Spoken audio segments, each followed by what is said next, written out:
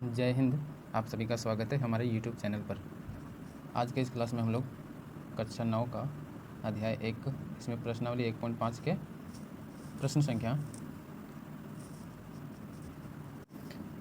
संख्या 3, 4 तथा 5 का संपूर्ण विस्तार पूर्वक हल देखने वाले हैं। तो चलिए आज का क्लास शुरू करते हैं। आज हम लोग इस क्लास में कक्षा 9 का प्रश्नावली 1.5 का आज पार्ट 2 देखने वाले हैं। इसमें प्रश्न संख्या 3, इसमें कहा जा रहा है कि पाई को एक वृत्त की परिधि, इसको मान लीजिए कि सी है, और उसके व्यास इसको मान लेते हैं डी है, इसके अनुपात से परिभाषित किया जाता है, अर्थात पाई बराबर सी बटे डी है। इस तथ्य का अंतर्विरोध करता हुआ प्रतीत होता है कि पाई एक अपरिमेय संख्या है। इस अंतर्विरोध का निराकरण आप किस प्रकार करेंगे? तो देखिए, इसका हल इस प्रकार आप लिख सकते हैं। यहाँ क्या दिया गया? पाई बराबर सी बटे डी है। वृत्त के परिधि और व्यास का क्या है? अनुपात है, जो सी बटे डी है। सी बटे डी बराबर क्या? 22/7, चूँकि पाई का मान आप 22/7 भी लेते हैं, और इसके लिए 3.14 का भी प्रयोग करते हैं, यानी कि पाई के लिए लगभग मान हम लोग क्या लेते हैं? 3.14 तथा 22/7 इसका प्रयोग किया जाता है। तो यहाँ जो कहा जा रहा है कि पाई एक अपरिमेय संख्या, इसका यह अंतर्विरोध जैसा लग रहा है, लेकिन हम कह सकते हैं यहाँ कोई अंतर्विरोध नहीं है कि पाई एक अपरिमेय संख्या है। क्योंकि पाई अपरिमेय संख्या ही है, लेकिन उसका जो सन्निकटन मान 3.14 और 22/7 होता है, यह परिमेय होता है। तो अर्थात हम लिख सकते हैं, अतः कोई अंतर्विरोध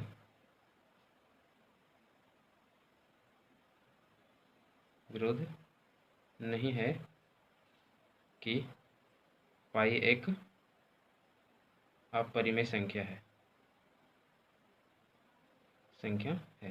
ये आप इसमें लिख सकते हैं। अब देखते हैं अगला प्रश्न। देखिए, अब है प्रश्न संख्या 4। इसमें कहा जा रहा है कि संख्या रेखा पर √9.3 को निरूपित कीजिए। तो इसको आपको संख्या रेखा पर रूट के अंदर में 9.3 को दिखाना है। तो इसके लिए कुछ चरण हैं, तो संख्या रेखा पर इसको दर्शाने के कुछ चरण हैं। इन्हीं चरण के आधार पर आप इसको संख्या रेखा पर दर्शा सकते हैं। देखिए, सबसे पहले कहा जा रहा है, सबसे पहला काम आपको क्या करना है कि एक रेखा ए बी कितना खींचना है? 9.3 लेकर के खींचना है। तो चलिए एक रेखा खींचते हैं हम लोग। हमने रेखा खींच लिया ए बी, ये कितना? 9.3। देखिए, आपको दिखाते हैं कि यह 9.3 के ही बराबर है। देखिए, यहाँ 9 दिख रहा है, तो 9 के बाद 3 बिंदु और लेंगे, तो 9.3 हो गया। दूसरा स्टेप में आपको करना है कि बिंदु को बी सी बराबर 1 तक बढ़ाए, मतलब कि जो बिंदु बी दिख रहा है, तो इसको आगे सी तक बढ़ाना है। कितना इकाई लेकर? तो 1 इकाई और इधर बढ़ाना है। तो यहाँ से आप इसको 1 मापेंगे। देखिए, इधर से हम 1 मापते हैं, बिंदु 1 यहाँ तक आ गया। 1 इकाई आपका ही हो गया सी। अब अगला कहा जा रहा है कि ए सी का लंब समद्विभाजक खींचिए। अब देखिए, बिंदु ए से लेकर सी तक जो प्राप्त हुआ, इसका लंब समद्विभाजक खींचना है, और इस रेखा को किस जगह पर मिलेगा, वहाँ एक बिंदु दर्शाना है। लंब समद्विभाजक खींचने के लिए क्या किया जाता है?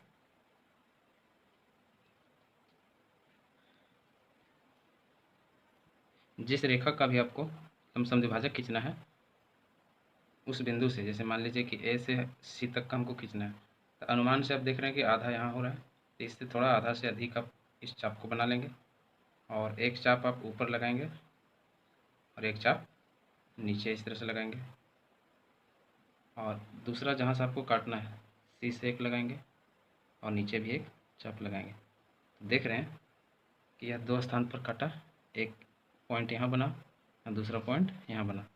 अब करेंगे क्या? ये दोनों पॉइंट को आप मिलाएंगे इस प्रकार से, स्केल के जस्ट बगल में ये दोनों पॉइंट मिल जानी चाहिए, और यहाँ केवल आपको निशान लगाना है, क्योंकि हमें इसका सेंटर पॉइंट पता करना था।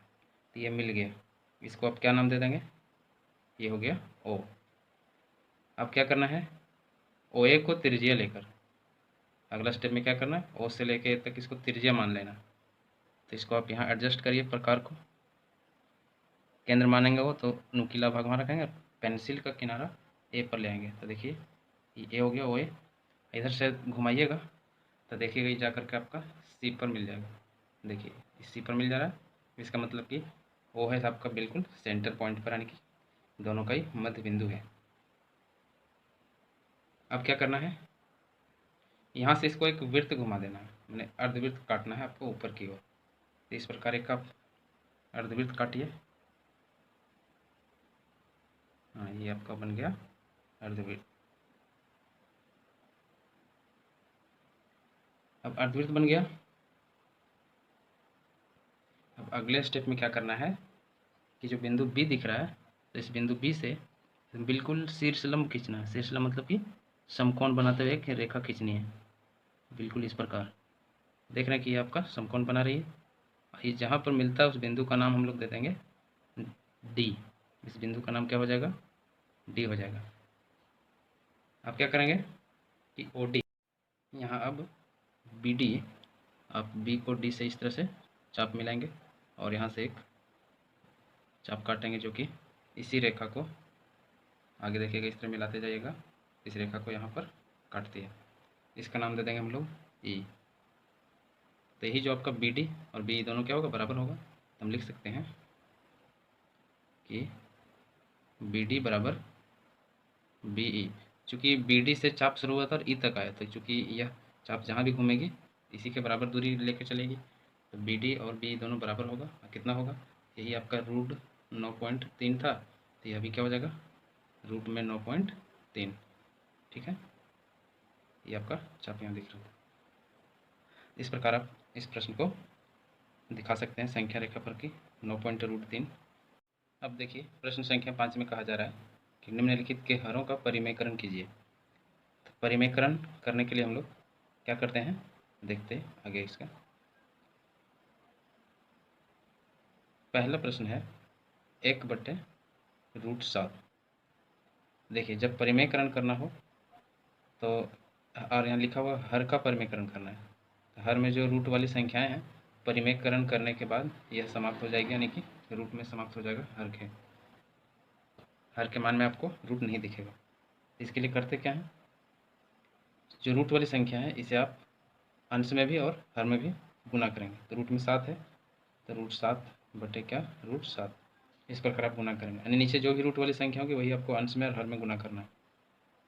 एक को जब आप √7 से गुना करेंगे तो क्या हो जाएगा, √7, और √7 और √7 को गुना करेंगे, एक ही रूट वाली संख्या को गुना करते हैं तो केवल रूट को हटा देते हैं। इस प्रकार √7/7 इसका आंसर हो जाएगा। अब चलते हैं दूसरे प्रश्न पर।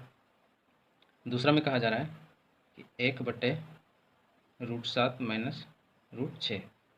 अब देखिए जब प्लस और माइनस के साथ आएगा इसमें थोड़ा सा समझिए, ये दोनों माने माइनस के पहले और माइनस के बाद जो संख्या दी गई है इनमें जो बड़ा होगा उसको आप पहले लिखिएगा और जो छोटा होगा उसे बाद में। हम चेक कर लेते हैं कि दोनों में बड़ा कौन है।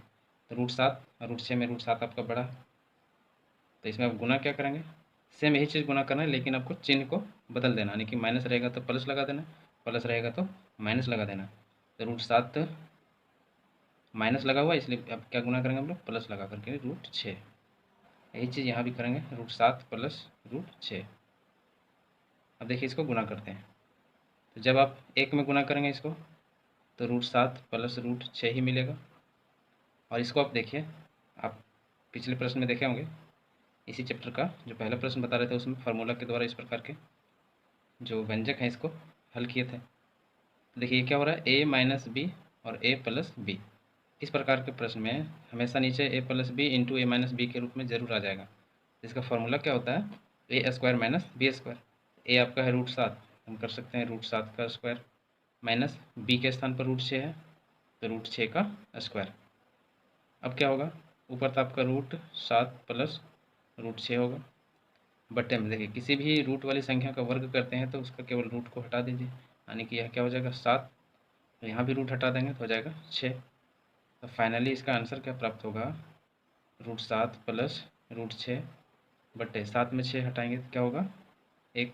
इस प्रकार आपका यह आंसर हो जाता है। आप नीचे 1 लिखें या तो ना लिखें उससे फ़र्क नहीं पड़ता। अब आते हैं प्रश्न संख्या 3 पर। प्रश्न संख्या 3 में है, ये लिखा गया है 1/√5 प्लस √2। तो जैसा कि अभी ऊपर बताए थे, प्लस रहेगा तो माइनस लगा के गुना करेंगे। √5 माइनस √2 बटे √5 माइनस √2। अब 1 को गुना करेंगे √5 माइनस √2 ही प्राप्त होगा, और ये a plus B into a minus B के रूप में, इसलिए पुनः क्या हो जाएगा a² माइनस b², यानी कि √5 का स्क्वायर माइनस √2 का स्क्वायर। तो √5 माइनस √2 और 5 का √5 का स्क्वायर करिएगा तो केवल रूट हटाएंगे 5 मिलेगा, √2 का स्क्वायर करिएगा तो क्या मिलेगा, केवल 2 मिलेगा। तब क्या लिखेंगे फाइनली इसका आंसर, तो √5 माइनस √2 बट्टे 5 में 2 घटा देंगे तो क्या मिल जाएगा, 3। तो इस प्रकार ये आपका आंसर प्राप्त हो गया। अब एक प्रश्न और बचा हुआ है, प्रश्न संख्या 4। चलिए अब 4 का हल देखते हैं। इसमें कहा जा रहा है 1/√7 माइनस 2। अब इसमें क्या करेंगे, यदि यहाँ √7 माइनस 2 है तो गुना करेंगे √7 प्लस 2, यहाँ भी √7 प्लस 2। अब गुना करिए, एक में यदि आप इसको गुना करेंगे तो √7 प्लस 2 ही मिलेगा, और यह a² माइनस b² के रूप में, यानी कि √7 का स्क्वायर माइनस 2 है तो 2 का स्क्वायर। तो ऊपर हो जाएगा √7 प्लस 2 बट्टे √7 का स्क्वायर करिएगा तो बताए थे कि रूट वाली संख्या का वर्ग करने से केवल रूट हटा देते हैं, 7 हो जाएगा। अब 2 का वर्ग करेंगे तो 4 हो जाएगा। तो इसमें क्या बचता है, अब देखिए इसमें क्या होगा, √7 प्लस 2, ऊपर में ये बच जाएगा, नीचे में 7 में 4 को घटाएंगे तो क्या मिल जाएगा, 3। इस प्रकार इसका आंसर हो जाएगा। तो कोई भी प्रश्न इस तरह से आपका दिया जाए तो परिमेकरण करके आंसर ला सकते हैं।